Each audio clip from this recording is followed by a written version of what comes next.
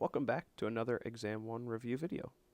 So we've now began working through problem 2, and we worked through all of the journal entries here from problem 2.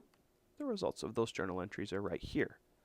Now what we want to do next, the next step in recording these entries, is posting what happened here into our ledger. Remember, posting is simply taking what happened from my journal and putting it into my T accounts. Alright, so on April 1st, I debited cash for $12,000. I debited vehicle for $23,000. Okay, so remember debits on the left side. So here 4-1, I debited cash for $12,000. Alright, let me find my vehicle account.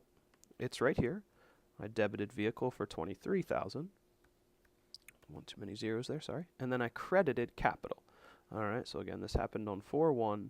I credited capital for a total of $35,000. Right, so I've now posted what happened in journal entry number 1. Debit to cash, debit to vehicle, credit to high capital. Okay, journal entry number 2, April 2nd, I debited supplies and I credited accounts payable for $750.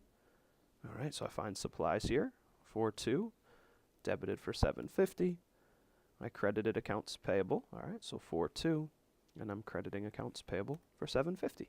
There we go, I've posted journal entry number 2. On April 5th, I debited equipment and credited cash for $8,000. Alright, so here's my equipment count. I debited it for $8,000 and I credited cash for $8,000 on April 5th. Alright, on April 7th, I debited accounts receivable and credited service revenue for $10,000. April 7th, a debit to accounts receivable and a credit to service revenue for $10,000. Alright, I've now posted that transaction. On April 8th, I've debited accounts payable and credited cash for $750. Debited accounts payable for $750 and credited cash here for $750 on April the 8th.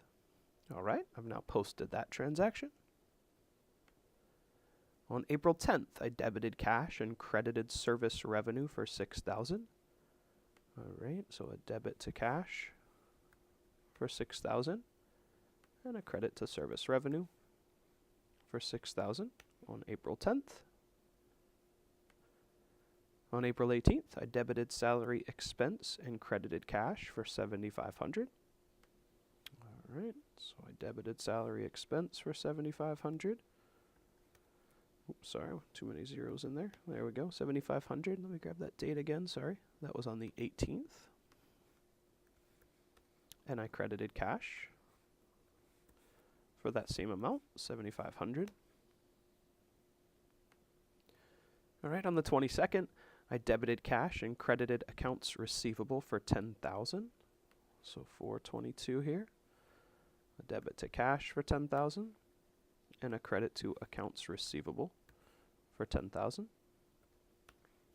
Alright, I've now posted that transaction.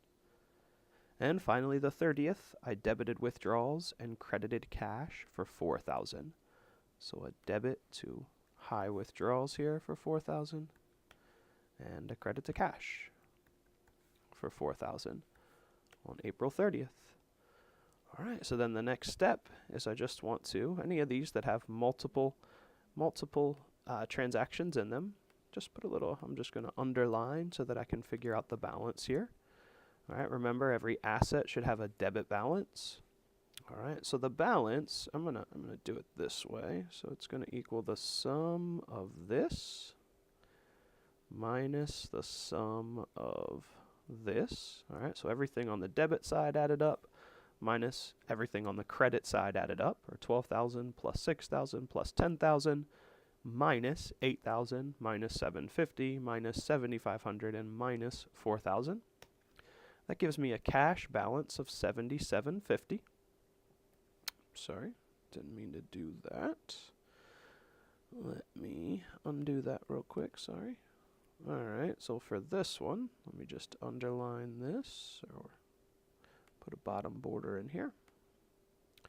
And the balance in accounts receivable I can see is $10,000. minus 10,000. So accounts receivable doesn't have a balance left. Supplies, equipment, vehicle, the balance is just the number that's in that account, so I don't have to do anything with that. Over here, accounts payable. Let me figure out the balance in this account. Remember, this is a liability, so the balance should be over here on the credit side. All right, and I can see that it's just 750 minus 750, which means it has a zero balance. Capital is 35,000. Withdrawals is 4,000. All right, I will put a little border here underneath service revenue so that I can calculate the balance in this account. 10,000 plus 6,000 gives me a $16,000 credit balance there in service revenue. And salaries expenses balance is just the number that's there, 7,500. I've now posted all of those transactions into these T accounts and then balanced out all of those T accounts.